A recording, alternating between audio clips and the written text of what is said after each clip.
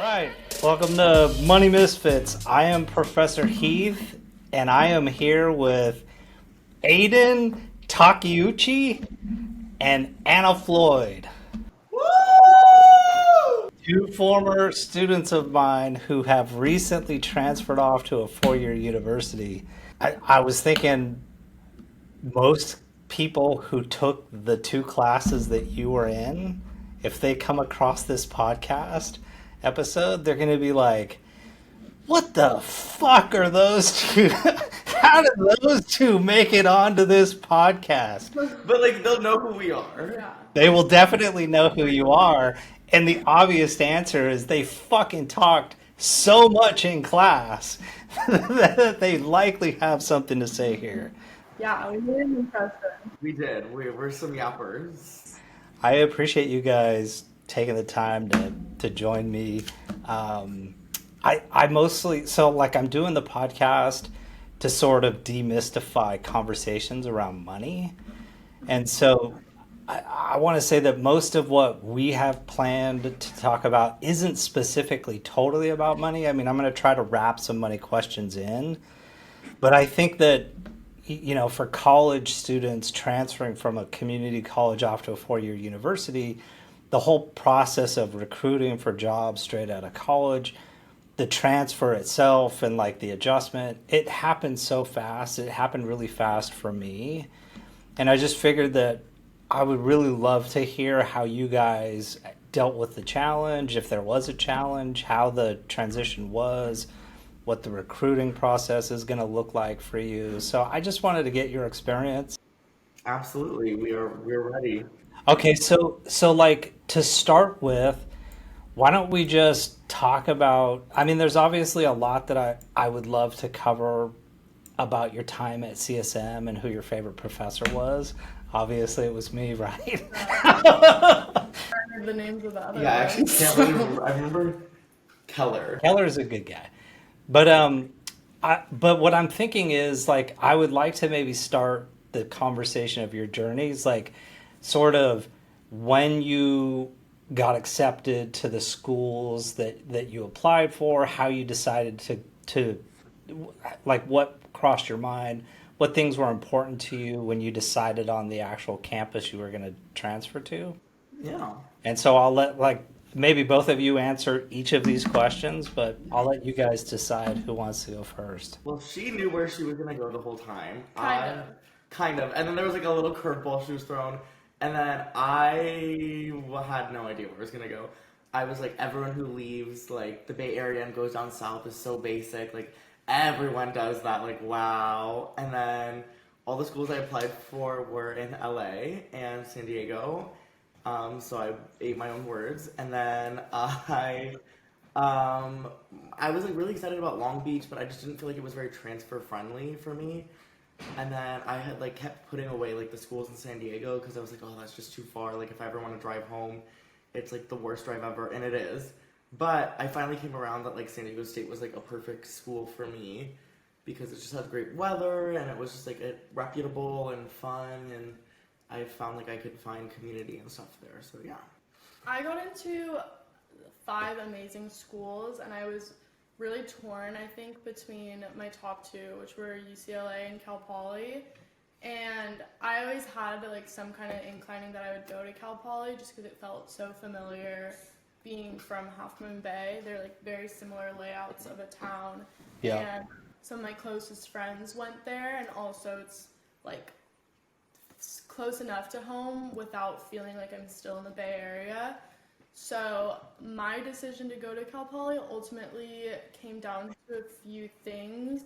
One of the really big ones being close to home, just because I had a hard time wanting to be away from my family, and honestly like would go back to Half Moon Bay a bunch my first 2 quarters at Cal Poly, and it was really nice to be so close. But also I looked at recruitment right out of college because I didn't plan to go to grad school, and Cal Poly's rates were a lot higher than UCLA because UCLA has a really big focus on their grad school program.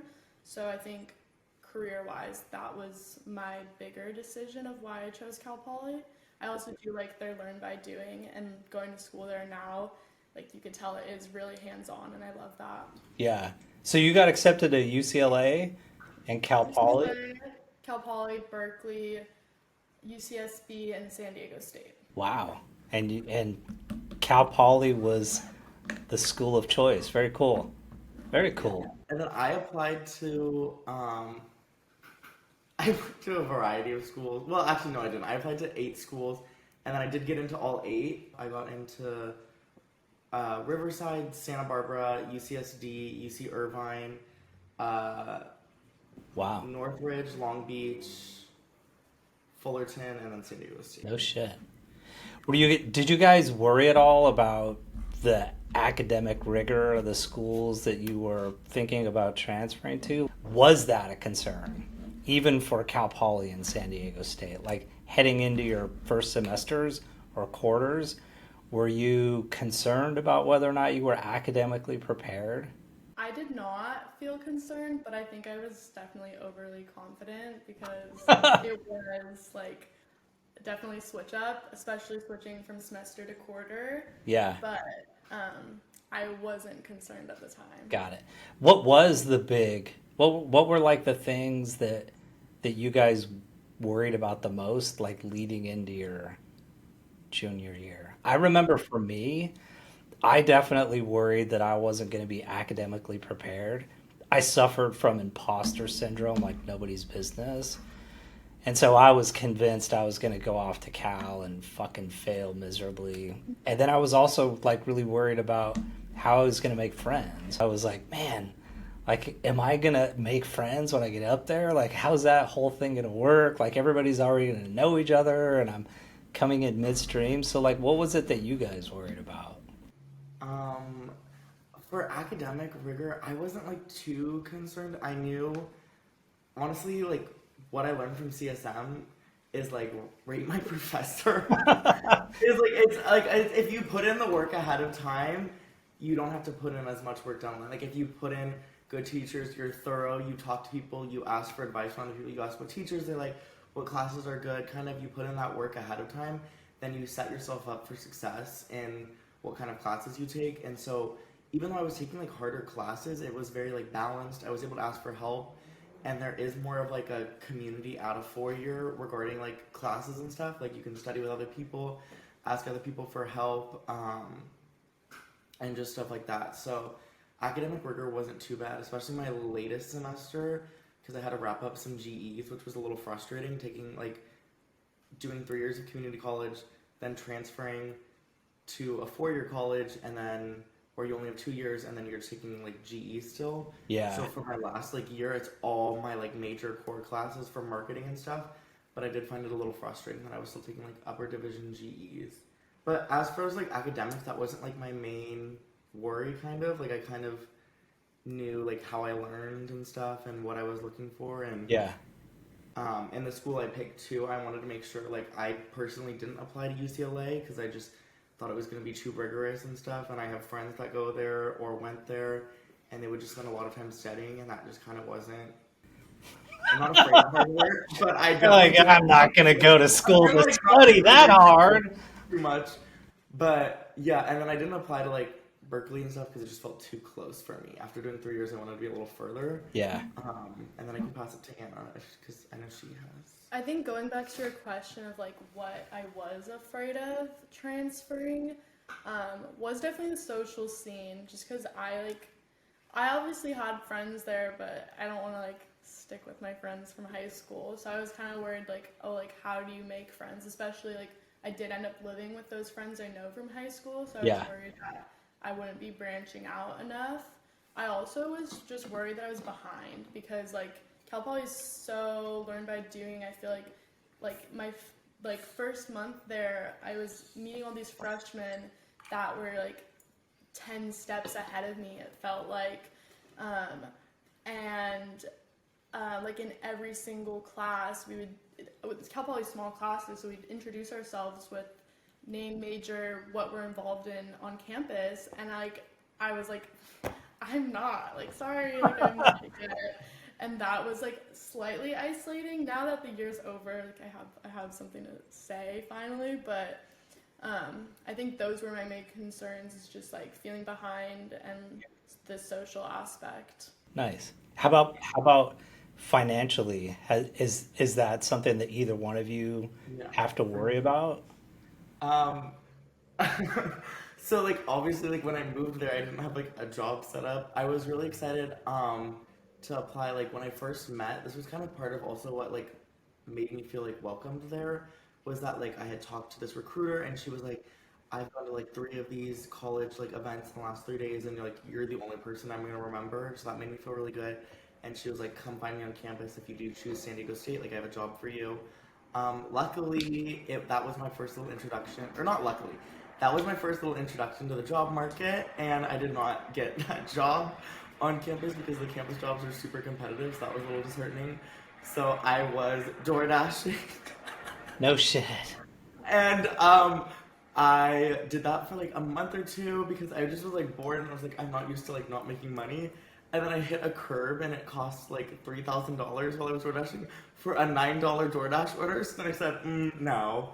But definitely it is a bit of a financial like difference. Luckily, my parents are like super supportive. Like they've really prioritized education my entire life, and each year like for my birthday they would put money into my birthday savings as well as my grandparents. So I'm super super fortunate in that aspect. And also since I'm only doing 2 years, like I kind of like get a little more free reign versus my sister who's doing 4 years and is at Berkeley, and it's more expensive there. Your money doesn't go as far Yeah. in the Bay Area as it does in like San Diego and stuff. So I didn't feel the burn like too much, but definitely like it was an adjustment. It was like, oh, okay, like I have to shoulder some more responsibilities and stuff. I think I'm in a similar place where, like, because I did community college, my mom was more eager to pay for my schooling just for 2 years.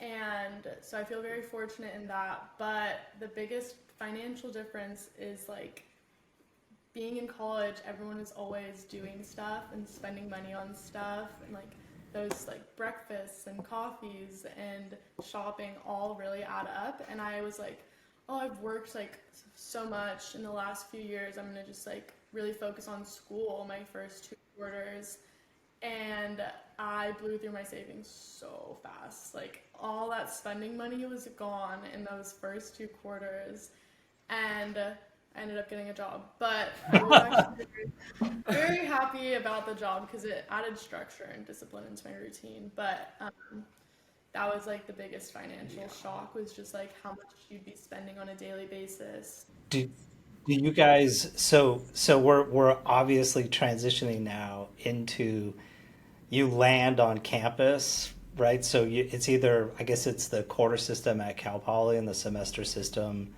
at San Diego State. And I do have follow-up questions on the blowing through your savings and what it's like managing your money, and I'll get to that. But I'm just curious to know, like, what was the first 2 months of that transition like? I'm assuming for both of you it was the first time away from home. Yeah.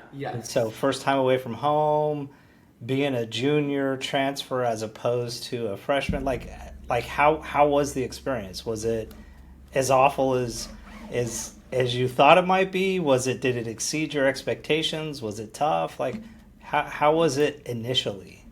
You can It start. was a huge adjustment. Luckily, I actually have been away from home before. I did study abroad, and that really really helped me prepare. And I'm so obnoxious about it, and I talk about it all the time. Um, but it really like was like that was like hard because it's like, okay, like if I can go on the other side of the country for 3 months, like I can do this. Like I'm a like $60 flight away from home round trip. It's literally an hour flight. But definitely it was hard because you don't have your support system, you don't have your structure. I think who you live with is really important as a transfer. I think because that's the easiest way to make friends. Like if you're living with someone, then you're like already inclined to like meet them and meet their people. And I chose like peace and privacy instead of like choosing to live with a lot of people, which I kind of like. I don't necessarily regret, but I do juggle with. Like everything works out and happens for a reason. But I How did you choose the place that you lived? Like, are you living in dorms It or was, are you living in? I want to say Facebook Marketplace, but it wasn't Facebook Marketplace. It was a Facebook group. Um, and it was like dating and stuff, and it was just stressful and awful and terrible. So you were like, so you went to, I don't know fucking anything about Facebook, but so I'm assuming that you went to like Facebook and you were looking for a room to rent from an Oh, existing yeah. place You look, or, you look for like roommates, and then you guys like house hunt together, and then luckily my roommate lived in San Diego and was able to like kind of basically do everything and take care of it. But and did you sometimes like know this individual before you, or did no, you just we met meet on online? Facebook. We did some like Wow. FaceTiming and learned about each other, and then we lived together, and it was an experience. She was a good roommate, just maybe not the best communicator. But all love to her, all peace to her. Um, but sometimes I do wish I lived with like more people. I just lived with one other person, and I had the opportunity to live with other people, and sometimes I'm like that could have been a good way to meet more people. But it all works out. It all happens. I'm living with one other person now, someone new, um, and it's really nice.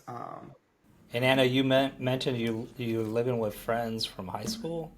Yes. So my transition to Cal Poly, I feel like my first like week or two that I was there, I was like, oh my god, this is so sick. Like I'm like a super independent person, so I was just like, this is so awesome. Like I'm really on my own schedule, and like it's so warm here compared to Half Moon Bay. I was so happy.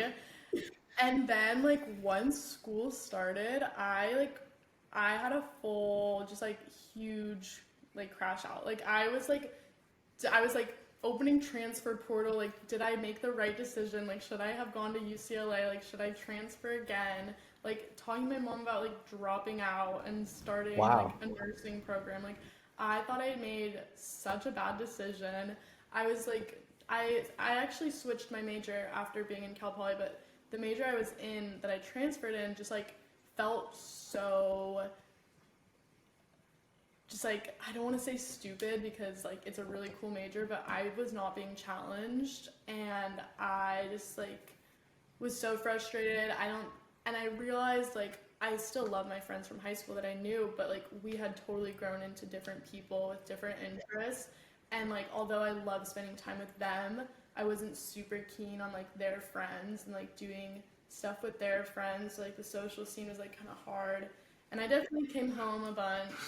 Those first couple months, I was just like so over it. But I like do love my living situation, and that was a big support. Being with people I did know and that were so close to home, and like I could be open with about how I was feeling. And I'm living with the same people in the same place next year. So What do you think the like what do you think helped the most? Like so it sounds like it started off pretty tough for you, Anna. Like what was the impetus behind you finding your footing and things sort of like calming down a little bit? Like what was it that helped? I think I tried to just change my perspective on it. I switched my major, which I don't know if you'll approve, but now I'm I guarantee I won't. I'm sorry. kidding. I'm kidding. Um, Woo! Never been done before. One of wine. but I was in like event planning, and it just felt so I remember that. specific. Yeah. And like my final project for my class was planning Kendall Jenner's birthday. Like I was feeling really not challenged. Like a hypothetical or like actually? Hypothetical. Oh, We had okay. to call the venues and everything and get real prices. But I was just like, wow, I'm not going to do this as a job. This is so boring. And so I really had to change my perspective on being there and being like, okay, like first I'm here for school. Like that's like the most important. And I had to just really like figure myself out and figure out what works for myself being at Cal Poly and how to make myself the happiest. And sometimes that's not going to be what everyone else is doing. I agree. I also felt kind of isolated because my first couple months, like the majority of my peers were in a completely different college than me, and so they weren't doing the same things as me, and they kind of got a little laugh out of what I was doing, which I've talked about with my mom, and it feels a little bit stupid, but I was like really trying to put myself out there. So I went to like a few different networking things within my first quarter from my major, and I was like really putting in effort, and my liberal arts friends were thinking I was being a little bit extra, but in the end I shut out the voices, and I like doing that stuff. So Good for I you. think that, yeah, ultimately like doing what I wanted to do made the place feel better, and then that also connected me to people that were more like me, which also made the place feel better. Nice. So what did you change your major to? I changed to business marketing. I was event planning, and now I'm marketing, and I'm really happy there, and like really feeling passionate about my schoolwork, and like I'm doing like it's summertime and I was bored, so I took like a couple online marketing certification courses just because I'm interested in the topic and like want to grow my knowledge for it. Nice. Very cool. And so this goes to both of you, and maybe specifically you, Ana. Like the learning by doing. It's like so. Two things. One, I heard it's like virtually impossible to change your major at Cal Poly, so I'm kind of surprised that you were able to do that. And then two, like I've heard constantly, like that's the mantra when anybody says Cal Poly, the next thing out of anybody's mouth is, "Oh, learn by doing." And I'm like, okay, what does that look like? Like, so what is that? Like, how is that different than what you were doing at CSM? I think we go like outside and do things a lot. Like, I want to think specifically in my marketing course. I guess like in my my first marketing course, which was like the intro class, we started off in groups. Like it's all really small classrooms. You know everybody in your class. And so we got into groups, and the whole quarter was spent working on a marketing campaign for a specific issue, and we would go through each stage of the marketing, I guess like coursework, but actually applying it how we would at a job, and like how we would do the research, and then we presented that campaign to the class as if like we were presenting the campaign to our coworkers. And like when you do presentations, you have to get dressed up in like biz cash and like really do it professionally. And yeah, so I would say a lot of that, and that like goes for most of my classes except like some of the GEs, I guess. Aiden, are you doing any of that? Does any of that take place? And I'm gonna give San Diego State a little grace in that so far I've only done GEs, but yeah, I cannot say the same. Like we've done a little like practice and stuff. Like we did a little presentation for my intro to marketing class, but so far that is definitely one of my frustrations. Is I feel like I barely dipped my toes in the water, and luckily I've been able to kind of like create some opportunities for myself, and also during my time at CSM, I was working as a study abroad ambassador and like student assistant. So that was some really, really great like marketing experience, and I'm super, super grateful for that. But other than that, I'm very excited for what's to come for me. But I can't. That is definitely something I'm like struggling a little internally with. Is feeling like I'm not like as prepared and caught up, and so I'll just have to kind of see what happens. yeah. How about clubs? Did you guys join any clubs? Did you like? I really like the networking soundbite that I heard. But did you guys join clubs at all? Yes, Yes. I think Aiden and I are both in Women in Business on our different campuses, and like those have been amazing. I'm also in Marketing Association, and then I also did like Cal Poly offers these like leadership courses that are like 5 to 7 weeks out of the quarter that you meet twice a week, and you like learn how to do that. And that's not necessarily a club, but it's like the same people you're seeing a couple times a week in like a small group and learning. Nice. Aiden? Yeah, so I my first semester tried to join a couple different clubs. Didn't really like feel like they stuck. But what was really frustrating is that like for the first semester, the clubs I was interested in conflicted with my class schedule, and since they only met like once a week, I was like, okay, well I can't join. So then I kind of realized like second semester that I had really like isolated myself. I was like, well I didn't put in the work, and I don't have the stuff to like show for it. Like I haven't made like a ton of new friends. I did kind of like play it really, really safe, and then I was kind of confused. I'm like, wow, why haven't I like made so many friends, but I like had made two friends at orientation, kind of stuck with them. Didn't feel like we were like the right fit. So then after I distanced myself from them, I was like, oh. And then I also had two friends who I was close with that lived here in the Bay Area. I studied abroad with through community college, and then they go to UCSD. So I was spending a lot of time with them, and then that was really great, and that helped me not feel so isolated. But I was spending a lot of time with them and not putting myself out there.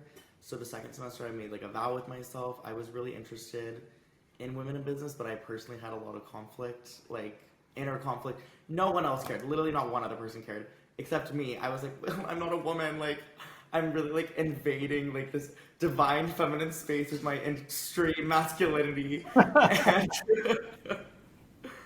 And it was a non-issue. uh, literally, no one cared. Literally, everyone was so nice, so welcoming, and I actually met so many people through that. But I still like held myself back. I still like I was the reason like why I could have like bonded with these people so much more, but I was just really like shy, and I definitely realized like I have some social anxiety and stuff. But the best way to do it is just go through it. It's exposure therapy. I did a couple networking events too at San Diego State. They have like job fairs and career fairs, and what you do is you just challenge yourself. I was so nervous. I think I went to like three. You just go up to them, talk to people. People really are very friendly. These people are bored, and um, well, these people like are just standing there, and if they like are not talking to someone, then they just feel like they don't know what to do with themselves. So they like want to talk to you, especially if you're like an interesting person. Just kind of having that like confidence in yourself and knowing yourself. Um, and then I was able to like kind of join AMA as well, which is the American Marketing Association. And I joined like the Big Little program, and I met like one of my really good friends through that. Um, and even though she's like younger than me, she's my big, and I'm like, okay. But that's been really great. So it really is just like putting yourself out there, making sure your classes align with it. Like I purposely cleared my schedule or like made my schedule so I can be really active in AMA, which is the American Marketing Club, Nice. as well as the PRSSA, which is the Public Relations something Student Service Society Association, something like that. And it's on like Monday nights, so I wanted to make sure I could join that one as I want to add something about Cal Poly that's really nice. If anyone's thinking about going there, is they have specific blocks every day. There's no class between 11 and 12. Like no classes take place during that time, and that's when all the clubs are held. So I've never had to miss a club thing because they are scheduled. well. Wow, Cal Poly really. Maybe I should transfer. So how about you go to these networking events Yeah. and you meet people obviously that you've never met before. I personally found those to be very awkward, and I never really knew what to say. And I know that a lot of people that I went to college with, they seem to have like a script pre-thought out, and I would listen to their scripts and I'd be like, that's the dumbest fucking thing I think I've ever heard. Like I'm never ever gonna say that. But I really had no idea what I should be saying. And so like how do you guys how have you been approaching the networking events, and are have they been awkward for you, and is there anything that you've done that's worked for you well to make it less awkward? So my first networking thing was like a week and a half into college, and I actually emailed you before that. I was talking to you before that. I was like, I'm so scared. What do I do? It was at like the Giants Stadium with the people Oh, that I remember that. Yeah. yeah. Yeah, I was at Oracle Park with the people that like do all the Giants events, and because it was while I was in event planning, and I was so scared. So like we had a bunch of presentations, a tour of the stadium, and then it came to like the networking time, and I was so scared. I went to the bathroom for like 15 minutes and like was like, what do I do? Who do I talk to? And then I got out of the bathroom and I saw they had like food out. So I was like, okay, I'm just gonna eat a bunch of the food. Like I'll just sit and Nice. I'll think of what I'm gonna say while I'm eating. And then finally, like it was just like I couldn't eat any more food. So my best approach was to talk to women first because I felt like we would have some common ground, just regular conversation, and then we would expand. Um, I also was super fortunate because there was two people there that I knew. Like one of the women was like one of my friend's moms from high school that was in the event planning field. So she was actually one of the speakers. So like I talked to her first and then she introduced me to someone else and I was kind of like leeching off people. Like I would be like, "Oh, they're talking to someone. I'm going to go stand with them and we'll all talk." So that was really helpful. I honestly did not get anything out of that event, but it was really good practice Yeah, and you like did practice, you got experience. yeah. That's something.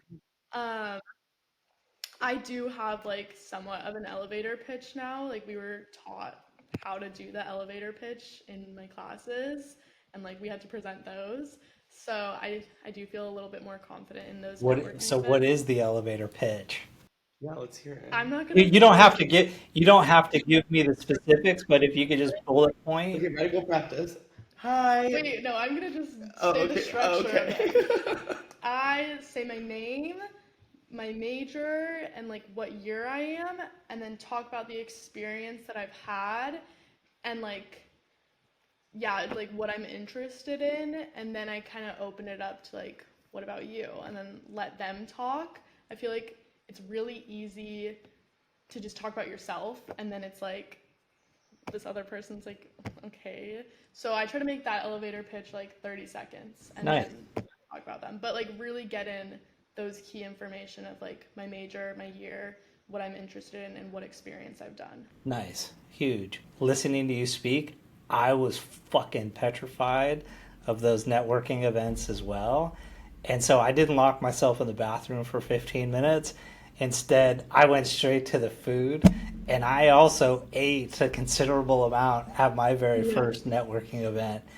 And oddly enough, I I had uh, earrings, I had my eyebrow pierced, my nose pierced, and I would wear shorts and the To the recruiter. networking event? So it was at the it was at Arthur Anderson's like tax practice presentation. And so one of the head recruiters walked over to me while I was eating and was like, "Hey, the food here is for Cal students who."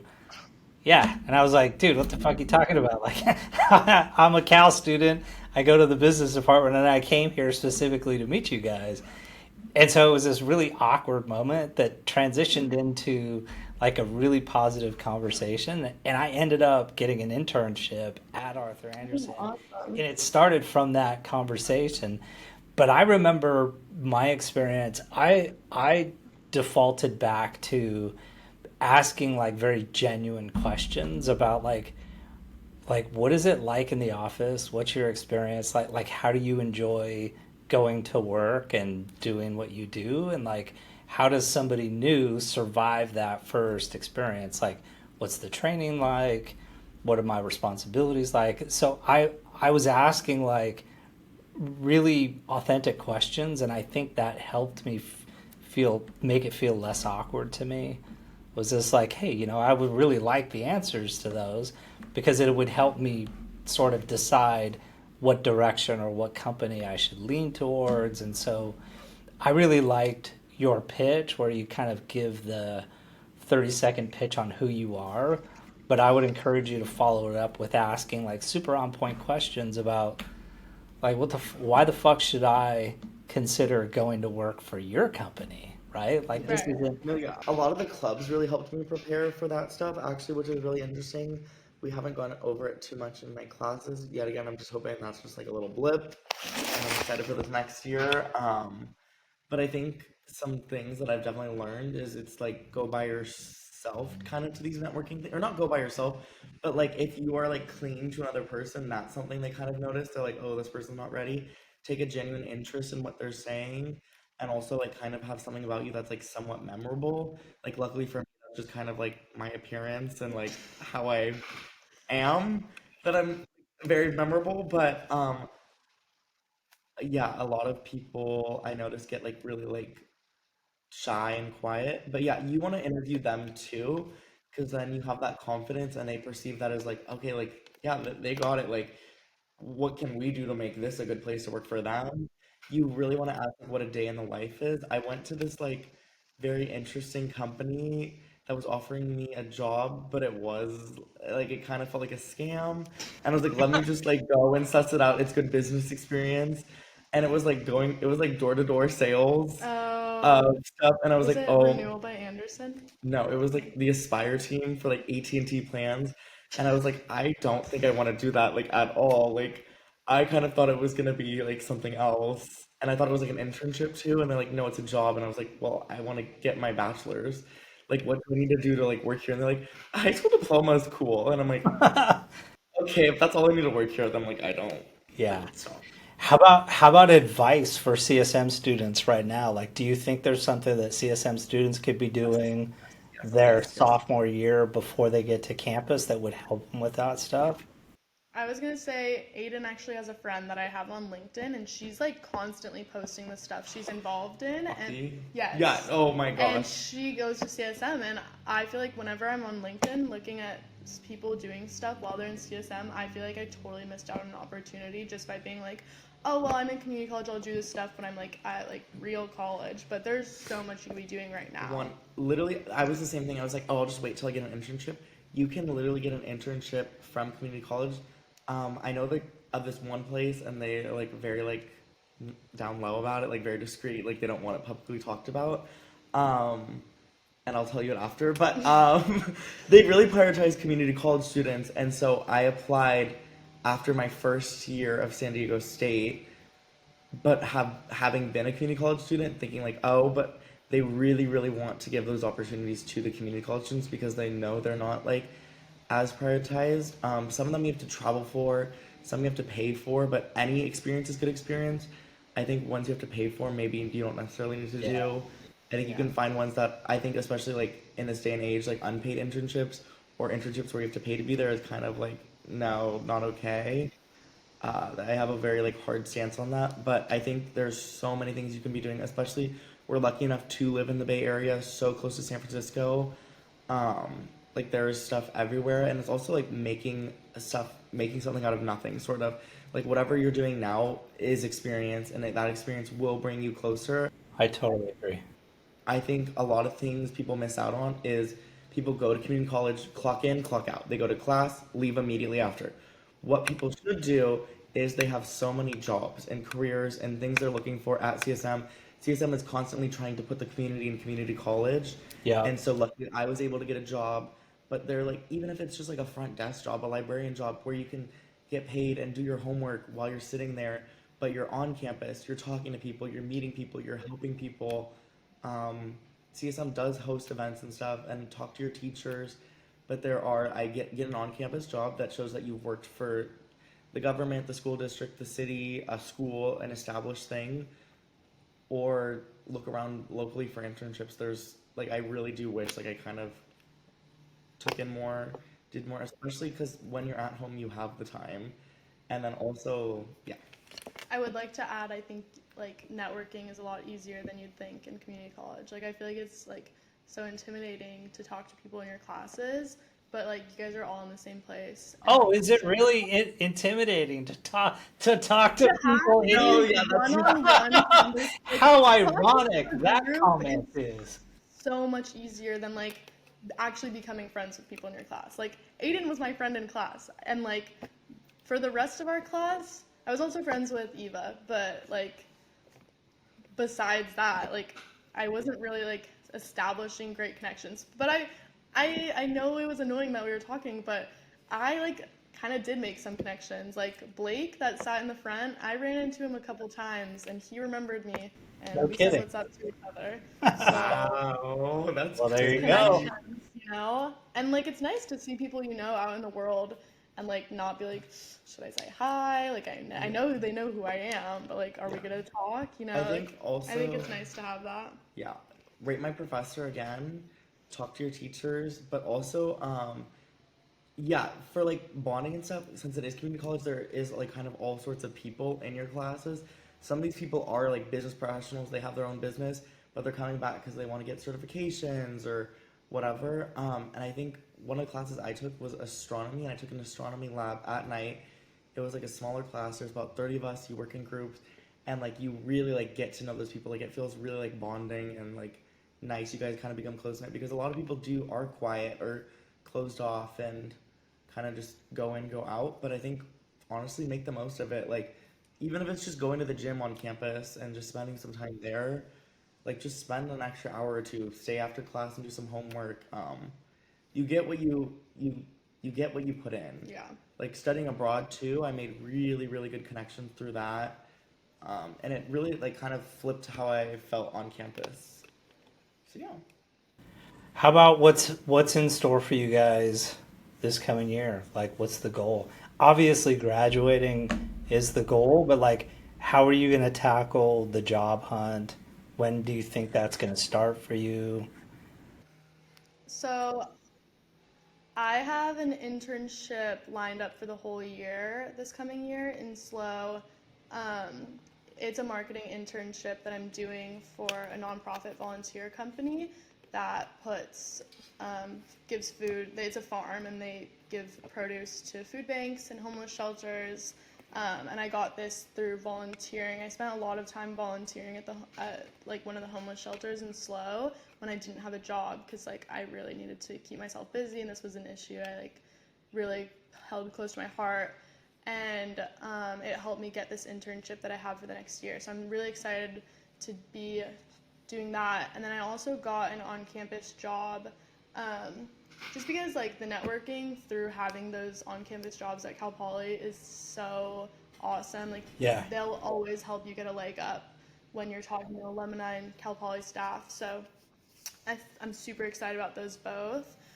I think I'm wanting to go into the job market like kind of right after college. I realized from my time of not having a job that I don't like it. Like, it's Yeah. just not for me. I really like the structure. So in the next couple of months, I'm going to apply to internships for summer of 2026, just in case I like can't land a job. I want to have internships too, just like see what I can get. Yeah. And then as I get closer to summer, apply to jobs too. And I'm going to be applying in the Bay Area.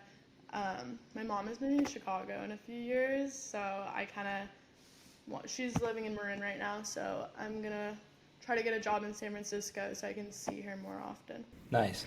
And does Cal Poly help at all in that job process? Like, I'm just curious Yeah. to know if Cal Poly is pushing you guys for the job market to be on your radar already, or are they kind of hands off?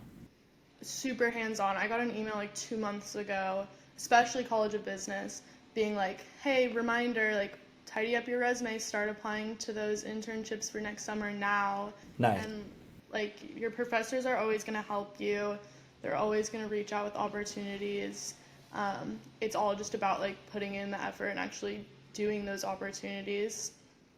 As for like career fairs and stuff like that, I've gone to them. Like, we have one each quarter, and I have never aligned with the companies there, and they're also like such a like swarm of people Yeah. all saying the same thing in a crowded room. Yeah. So I'm hoping to go more of like the Indeed and LinkedIn route when I'm applying to things, or just through connections. Yeah. What I found were those company presentations to be really helpful. Like, there were usually more representatives there. There were less students. It was like more focused. I found those to be way more easygoing than Yeah. the career fairs where you're just fucking marching up and down. And it's like you say, there's like 10 people back and you're trying to get your five. I hated that. But I will say that those are important, right? So you do make an impression in that short amount of time, and just being on the other side of it for so many years. So if you guys were to come introduce yourself to me, if you gave me that 30-second pitch and asked me a pretty good, well thought out question, and then handed me your resume, I would literally, even if it was a 10-minute interaction, I would just draw a little star on the back of your resume and then Okay, just yeah. set it behind me. And when I went back to the office, I would go through the resumes that were handed to me, and I would look for instances where I said, oh, hey, this person was somebody that I had a good interaction with, it should be somebody that we reach out to. So even though they are totally awkward, I would encourage you to like definitely do the things that you sketched out, the LinkedIn and the Indeed, but I would force yourself to go to those god awful networking events because I will. they do lead to things. So how about you, Aiden? What's on the horizon for you? The second I moved out, I was like, oh, what am I gonna do? Like, I only have 2 years. Like, here, like, do I move back home? Do I stay here? Do I move somewhere else? And so, like, that feeling of impending doom and a final decision is always like in the back of my mind for sure. I applied for about 70 internships everywhere. Bolingbrook, Illinois, Chicago, New York, LA, the Bay Area, Pacifica, uh, San Diego, and luckily, oh my gosh, thank goodness. Okay, so this is why you have to utilize your resources. Is like I'm part of like I'm sure you have something similar to like where your college of business like sends you like emails or like they have a homeroom and they stuff. And so I was like I like always kind of ignore them, but then this one for some reason I said not to ignore. It's called K16. It's a pipeline and it's to help students in San Diego County find local jobs and build opportunities here because they want people to stay. Because there's not huge corporate opportunities in San Diego. There's lots of startups and small companies. There's like Qualcomm. There's not like big like Yeah. corporate companies like in San Francisco. Most are in LA or New York, of course. So I did the pipeline. You picked 5 companies you're interested in. You have interviews with 5 of them, and one of them offered me a job or an internship, and that was really awesome. So I've been doing that this summer, and I have learned Nice. so much, like unbelievably much. And while it's not necessarily what I thought I was gonna learn, it hasn't been as marketing related as I would like it. Um, I've learned so much about operating with a boss, small businesses, Nice. how to grow businesses, branding and stuff like that. So that's been invaluable, and I'm just glad to have something to do for the summer. And I've also learning that like more is more when it comes to this stuff. Like the more you have packed, like it is such a competitive job market. It's a terrible time to be entering the Yeah. job market. The economy is not the best right now, but I hope to have like 3 internships under my belt before I go on. Um, I am doing my current one. I applied for one on campus. It's called Zip Launchpad. It's like an incubator on campus for startups and stuff, and the school pays you um, to work for these like little startups and help them and stuff. Very cool. I really hope that would be phenomenal to have under my belt, but nothing on campus is ever guaranteed, so I'm not banking on that. But yeah, and then I'm gonna be applying for internships straight out because I'll still be as a grad, like as a fresh grad, you can still qualify for those internships versus as a job you can kind of apply anytime. So I feel like having an internship would be great and then doing a job. Hopefully, honestly, I'd fine either way, staying in San Francisco or San Diego. I would encourage you to go straight to the job, not the internship, right? So don't like I would say believe in yourself. I think you would be totally qualified to go for the job as opposed to just the internship. Okay. And it's a No, lot, that's sometimes it's a lot easier to get the job out of college, right? So the pipeline is you go from CSM to a 4 year university, and then the easiest transition into the workforce is directly from your university into the workforce immediately. It's those kids who are like, yeah, like I'm gonna do whatever, take another summer off. It's hard to like insert yourself back into the pipeline. So like I personally think that this your senior year is super important to be networking for full-time jobs. And I promise you, you're totally qualified to do most of those entry level full-time jobs. So don't like undersell yourself and don't think that you need another internship to be more qualified or to be the baseline for what somebody's looking for. You're already good enough. I promise you that now. thank So you. so do the right things.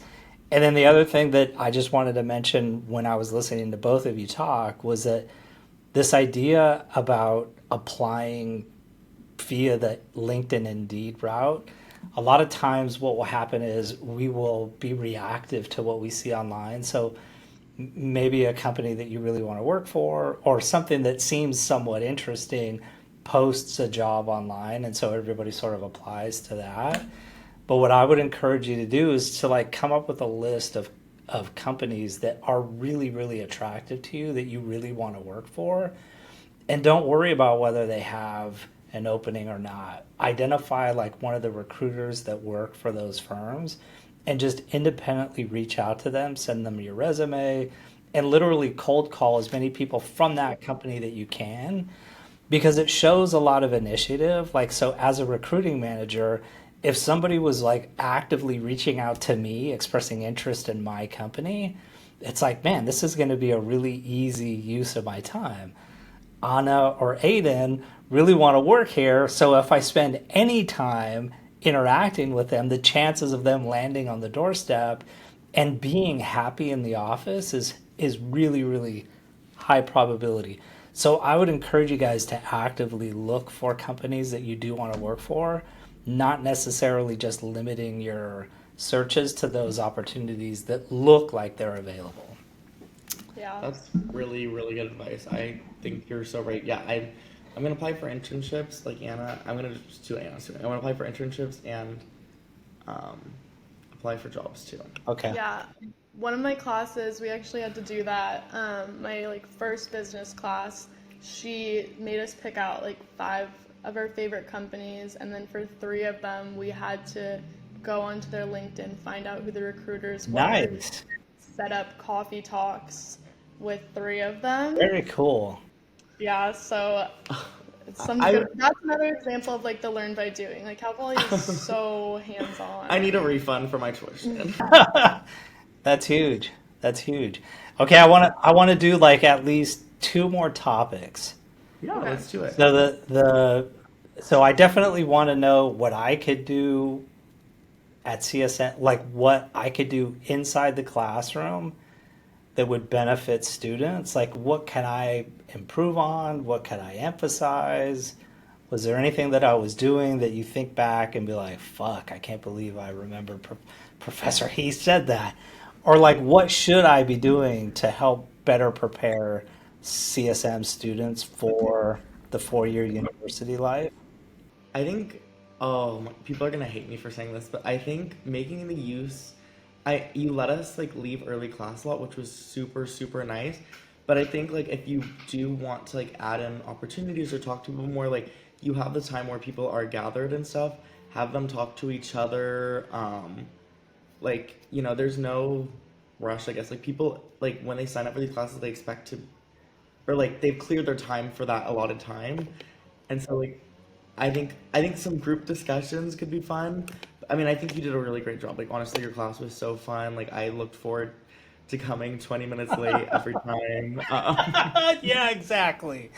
Fuck Uh, yeah. yeah, that is so hypocritical of me to be like, Force everybody else to stay the entire 2 hours, but for me, it was an hour and 50 minutes. I'm kidding. no, you're so right. No, but I think if anything, if you're like wanting to add in more stuff, you have like more time. I think just encouraging people to like talk to each other in class, sort of. But honestly, like I don't know if I have a lot for you to do. Like I mean, honestly, you've been so great to talk to, even lightly outside of class. I know you've talked more with like Anna and stuff. But I do want to clarify, guys. My name is Ana, not Anna. I don't know where Anna is coming from. I I've was heard telling it. you Anna like for the I've first heard it a half, and few then times. yeah, no, because I this is so silly. Okay, this is off topic. I want to say, in terms of what you did do, Besides not remembering your name. close enough. It's okay, you knew mine. Um, I think that sharing your story and like emphasizing your story and just being vulnerable to the class was so big and made you such an easy person to reach out to and talk to and like let you know when something wasn't clicking in class. And I feel like I learned so well because you were like someone that I could be like, okay, well, I don't understand. Whereas like the teacher is like so Structure. cold, I'm like, oh, I don't even want to tell them I don't get it. Like, I don't know what to do. So I think that was really helpful. And you like do send stuff out every here and there. Like I remember you sending out opportunities. A lot of them were like obviously more accounting based because that's your area, but like I think that's really helpful. And I like when my professors at Cal Poly do that too, when they just send out opportunities. Even when they're not related to what you're doing, I think those opportunities are like always beneficial, you know? Like you Okay, never know who you'll meet nice. or what you All right, well let's end this on like adulthood. adulting. Okay, Okay. So okay. like what are the so like again this is Money Misfits, right? So we sort of need to fold money into the and you two are definitely fucking misfits. Yeah, we can talk about money. Let's talk about money. But but like how about your credit score? Have you thought at all? Is that something that you've already started managing? Are you like what do you guys do? Do you have credit cards? Like what does that look like? I have a very unique perspective on money. And I actually think I talked to my mom about this. I think my mom would be like an ideal candidate for your podcast, honestly, because of like her experience with money. She like immigrated here, was like a single mom, and now is like doing super well financially because she had to like really make herself financially illiterate. But she engraved that in me from like a very early age because she didn't have that same opportunity of knowing how to handle things. So like the second I turned 18, she had me open a Roth and a credit card and like a good credit card. She did the research for me and like was really step by step helping me handle it. So I have friends like older than me that still don't have a credit card because they're too scared to use one. But I have two. I had my like starter credit card that I was like getting the reins on, and then now my more like advanced credit card that I definitely get a lot more out of. And I now use I like haven't touched my debit card in months because I understand the use of a credit card. Just going back to your credit card, like I just want to make sure that we lay the right financial foundation for credit cards.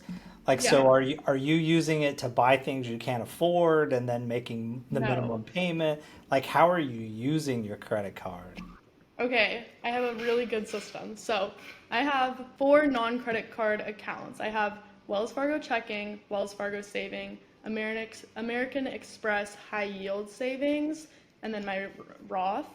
And I use my high yield savings for my bigger long-term savings. And then when I spend on my credit card, I'm such like a hard ass on this. Any cent I spend on my credit card, I move that money from my Wells Fargo checking to my saving, and then that card gets paid off once a month. In full. In full. Yeah, I will never spend a dollar I don't have. Awesome. My credit card is my checkings. Like I check my checking before I swipe that credit card. But I don't use my debit card because you don't get any benefit And from. so the obvious question is, well, why would you use your credit card if you have a bank account? Like, why don't you just use your debit card? There's such good benefits, like flight benefits, um, purchase protection. I had something I couldn't return, and then my credit card reimbursed me for it.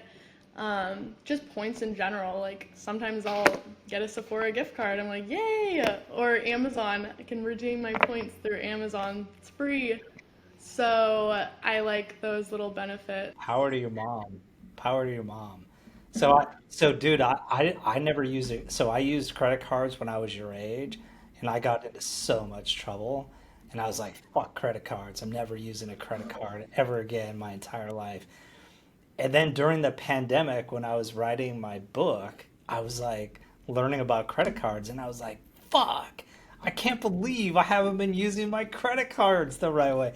So, like, you get rewards. Like, I've been flying my daughter back and forth between California and Chicago for her entire college experience, and I haven't paid for one flight. Like, every single flight has been paid for from the rewards that I use by using my credit card. And like you, Anna, I also pay off the balance in full at the end of every month so I don't pay interest. Yeah, yeah. Before I move to Aiden, I just want to like clarify what the difference between your Roth and your high yield savings is. isn't it like you get taxed now instead of later and you pull out that full sum? I have both a 401k and a Roth, so I just know it's good to have both. So the Roth is a retirement account that's got Yeah, tax advantages. And the yeah, tax advantages of the word Roth mean that you as you work now and you earn money today, you're going to pay taxes on that income, and then after you pay your taxes, you can take money and put it into your retirement account. And because it's a Roth, when you pull it out, it's tax free at the end. okay, yes, that's exactly what I thought. Yeah, So but yeah, that's a Roth, and then you also use this high yield savings account. So like what is that? it's a savings account with a higher interest rate. They give you a lot more money back. Like if you look at your savings account, if you have one, like they'll give you like One cent. 0.00% back. Yeah. At some point, my high yield savings account was at like a 5% APY.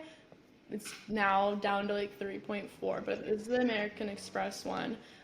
So like I'm not gonna disclose how much is in there, but like at some point, like I was getting like an extra like $100 back a month, which like came out of nowhere.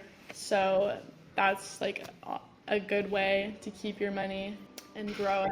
And are there restrictions to the high yield savings account? Minimum balance, and you can't take out a certain, like you can't, in high school I was like really dumb with my money. I had nothing to pay for, so it didn't really matter, but I would like try to save and then just take out of my savings like multiple times a week. And I don't think you can do this with a high yield savings account. I think there's like a once or twice a month maximum. Very cool. Aiden, that's a tough act to follow, so don't feel awkward. Yeah. Sorry. That's like the fast path. Like that is like super advanced. Most college students that I speak to are nowhere near that level. Yeah. I So, should have gone first. So look, can I stop you guys for just a second? Do you yeah. ever talk to each other about this stuff? About money? Yeah. We can talk No. for. We took a break. But no, money is not a topic I like to share because I think money can get messy when it's like personal friendships, and I think everyone likes to use and spend their money differently, and people are tense about money. I don't I've really like to had to talk like about it. I've really had to like learn how to like not try and control other people because I have friends that are very like opposite of me when it comes to certain things. Like I consider myself more type A, they can be more type B, and sometimes I'm like, well, you have to do this or you have to do this. And then I have some friends too that like I don't really see any long-term thoughts at all, and I've definitely distanced myself from them. Interesting. Um, Even like money wise or not, like I'm just like, if you can't even save up for like a weekend trip and you have nothing in your savings, like I don't know where your money's going, but like what, like there's not much of a future there for you or for us. Yeah. So definitely something I'm taking into account, especially as we get older too. It's like you need to be able to do stuff. Like I get annoyed with people penny pinching sort of, and I've talked to my friends too about it. Like how it's like, okay, if it's a $4 charge, like you don't need to send me $4. I don't need to send you $4. Kind of like money as a flow Yeah. is also a thing. Yeah. Um, okay, time to follow up Anna. Anna. Oh, geez. I made a new friend. I made a friend, Oh. and I literally okay. This is off topic, but I made a new friend, and like in September, and I was literally struggling because she's Anna, A-N-A. So Anna, but you would think Anna would be A-N-A, and then it's Anna, A-N-N-A. So that's why it's like mental gymnastics. That's why. That's my excuse. But I have a credit card. I opened a credit card before I studied abroad, and I had a $300 credit limit on it. $300, which is nothing. I'm like, oh my god. So I was just constantly paying it off, like every day, literally paying it off. And I remember this was also a financial topic, is people like don't check their bank accounts or whatever. I can't go a day without checking all of mine. Neither can I. I have a high yield savings which I just recently opened, and that was really nice. And even though I was making like $3 to $4, it was way more than I've ever made. It's more than I've ever made in my entire savings. And then yeah, I have a credit card. I have a good credit score. I had like a regular credit score or whatever. I don't know. And it was like 820, 807, 810, like really good. And then it switched to a FICO, and my FICO credit score is like lower. I don't know what the difference between FICO and like the regular one was. There is definitely differences between FICO and some of the other reportings. Yeah, I'm not loving my FICO just because it's lower, but I still have a really good credit score regardless. What So was yours 820 on? I can't remember the name of the reporting, but I think I was on Capital One, and then they just switched it. Like they were doing this one method, and it was showing me like my saving, and it was so good. And then it switched to FICO, and then it's not as gorgeous. I think I've only ever checked FICO, yeah. but I feel pretty confident I have a in good my FICO. credit I think score. mine is like 790, so that's still really Okay, good. yeah. Very good. But my Yeah. parents both have perfect credit scores, and I'm like, oh.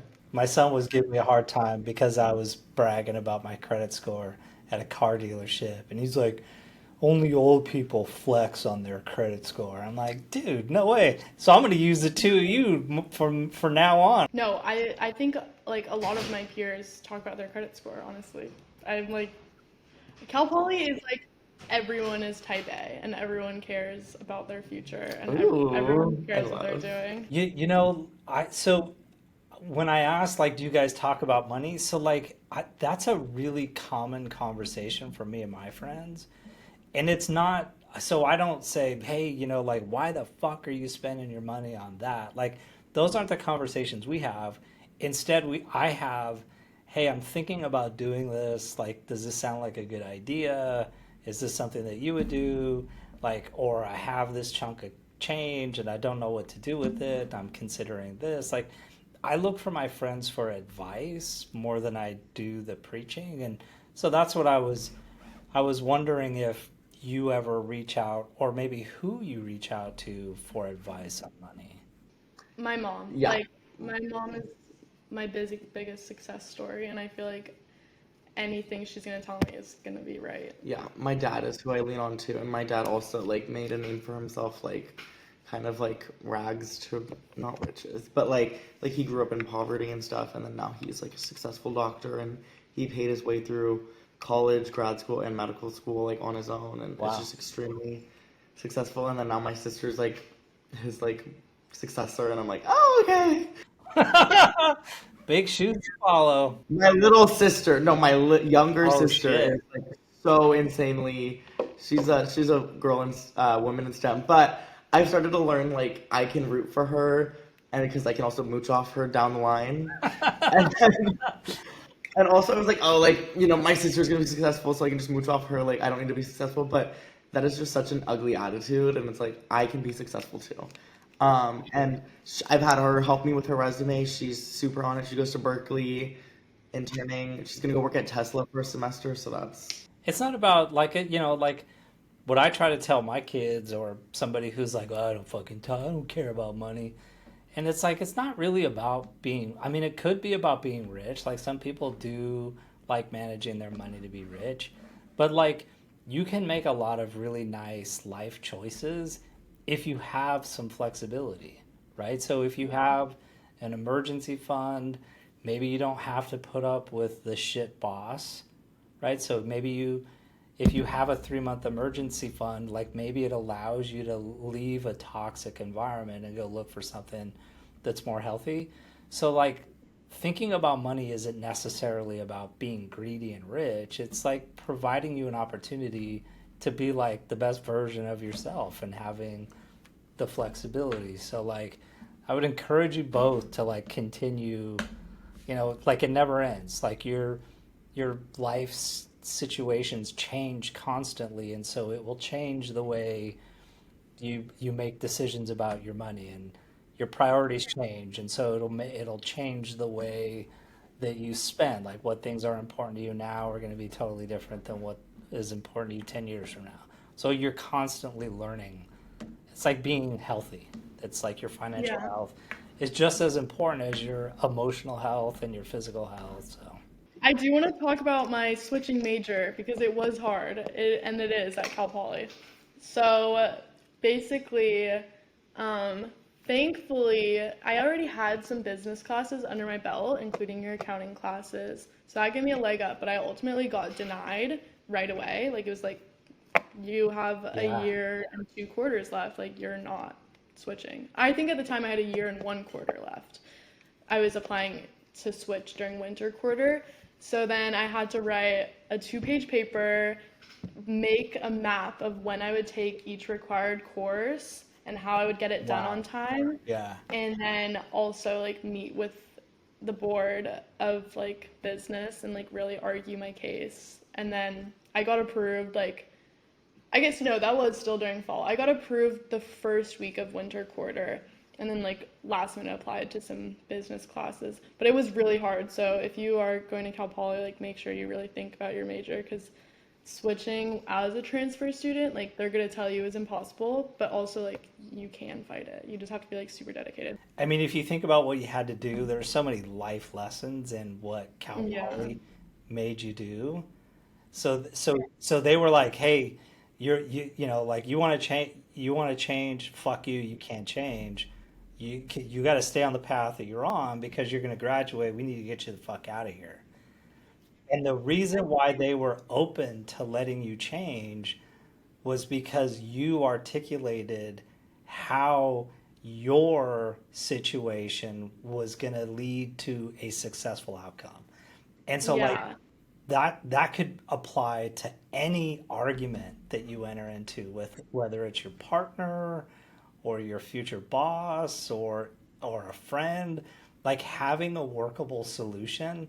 Like it's one thing to have a problem, but having a workable solution is so key in arguing for things that are in your best interest. You can't Yeah. just be like, I don't like my major, I want to change my major. That's not good enough. Like you were forced to like come up with the solution. So moving forward, I would hope that you take that with you as you move forward. Let's like this isn't working and this is the path that I think we should be taking. And this is the Yeah. path that I think is going to lead us to a more favorable outcome. It's Yeah. not just the initial, I don't think this is the right path. Okay, well, if Right. it's not the right path, then what is the right path? Yeah. Yeah. No, And that's awesome. I've also used that like during job interviews when they ask that like really painful question of like when is the time that you had a problem and how did you solve it? That's Like awesome. that is one of the go-tos. Oh, I want to add that as a topic is like interview prep because I think that was like a big part of transitioning was like if you're in a college town especially, even like your minimum wage jobs are going to be competitive interviews. Yeah. Um, so you should be practicing. I like will ask ChatGPT like, what are some basic interview questions, and then like come up with practice answers to all of those. And my mom, she says she has the same thing. She has like some hers not through ChatGPT, but like she has like kind of practiced speeches for those generic questions that she knows she'll be able to just like go, and that way you're not like when is the time? When is the time to solve something, you know? Because I had an interview or two where those questions were asked, and I was like, can I have a second? Oh my And gosh, like, no, wait, actually, like, literally the same. I'm thinking about this job that I'm gonna reapply for, and they're like, oh, when's the time you struggle? And I was like, oh, next question or something, or Right like now. we could come back to that, and then I was like, I don't know, because I've just never really struggled, you know? yeah, so I would practice for interviews. Or it's like, oh, like, what's something you struggle with? And I'm like, oh, being a perfectionist, and it's like, oh my gosh, stop, like, But no, so, that can be true because I have used that. It's like sometimes I really do want things to be perfect and it takes me extra time. But whenever it's a negative question, you have to follow it with a positive, like how you're working to change that negative or how you already have no, that's changed awesome. that. And do you think have the questions been very similar across interviews, or are the questions much different for different types of jobs? I think they've been like fairly similar. Like, so if you went on to ChatGPT and be like, help me prep for the interview, does it help to be specific about the type of job you're interviewing It for? Yeah, can. yeah. It can, just depending on sometimes they'll ask you like what your interests are or how you feel about this. And then like my current boss was like, she's a black woman and so she was like, how do you feel about working for like a marginalized like community, and like I represent the community. Like, how do you feel about working that? I was like, well, I'm also a marginalized individual too, and just kind of did that, and it was really easy to like connect with her on that. So Yeah, I think that's like a good thing to add is like even though you have these scripted answers, like be personable, obviously. Yeah. Like don't lose that sense of personality in your yeah. answers. Yeah, I totally agree. It's truly about being like memorable and professional. Like, if you're able to like successfully juggle both of them, then you're set. Because so many people like have all the skills they need, they have all the experience, all the qualifications, but they don't have any self like knowledge or whatever. And so it's like, why would you want to work? Why would they want to work with you? And that's most people. Like if you got accepted for an interview, chances are you're qualified. Like they wouldn't call you in for an interview if you're not qualified. It's really just like really Personality. showing them, you know, like who you are and why you'd be a good fit for I their totally company. agree. And I definitely echo being yourself and being authentic. So I've had these conversations from the interviewer side. And for me, when I'm interviewing somebody, I'm definitely looking to hire somebody that will be a good fit for my firm. But from your perspective, you also want to be authentic and truthful and genuine because you don't want to go work for a company that is totally different than who you are. So the more that you are authentic in your answers and you are kind of yourself, the more likely it is that you're going to end up working for a company that is a good fit for you personality wise, right? So you don't want to just feed somebody answers that you think they want to hear because it's going to lead to opportunities that may not be the best fit for you. So I think to bounce off that, going back to what you said about reaching out to companies that you have an interest in, I think when you've done that work and you are interviewing for a company that you like actually care about and want to work for, those will come a lot more naturally where like your answers do align with the company and it's not being inauthentic. It's just like you guys genuinely are a match, you I know? agree. I totally agree. Guys, I totally appreciate the time that you dedicated. I don't know, maybe we should check in at the end of your senior Absolutely. year to see where you guys are at and how the Please, that'd be senior year awesome. went and how the recruiting process turned out. Yeah, I Absolutely would love awesome. that. I would love that. Thank you so much, Mr. Heath. Have a Thank you so much for having us. Stay out of trouble. we Get in contact with me if you would like to interview my mom. I will. Okay, I will. Awesome. Okay, it was awesome seeing See you you. guys. Have a good rest of your day. You too.